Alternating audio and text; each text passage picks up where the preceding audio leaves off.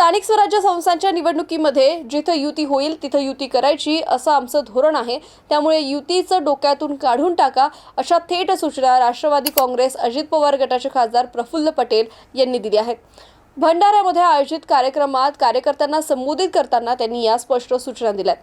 प्रभागात आपल्याकडे सक्षम उमेदवार असेल, दुसरीकडे असेल आणि तिसरीकडेही उमेदवार राहू शकतो। अशा स्थितीत आपल्या कार्यकर्त्याला संधी न देणं, याचं मन दुखावणं हे आम्हाला योग्य वाटत नाही। त्यामुळे जिथं सोयीस्कर वाटेल तिथे आपण बघू। सार्वत्रिक निवडणूक आहे, मतांचा विचार असतो। जिथं आपली ताकद आहे तिथं आपण विचार केलाच पाहिजे। असं होणार नाही की मागच्या वेळेस जिथं कुणी जर दुसऱ्या निवडून आला असेल तर त्यालाच जागा सोडायची। आपली ताकद असेल तर आपण लढायचं। त्यामुळे आपणच प्रत्येक प्रभागामध्ये आपला उमेदवार निवडणूक लढेल या विचारानंच प्रत्येकानं आपापल्या कामाला आता लागलं पाहिजे, असं खासदार प्रफुल्ल पटेल यांनी म्हटलंय।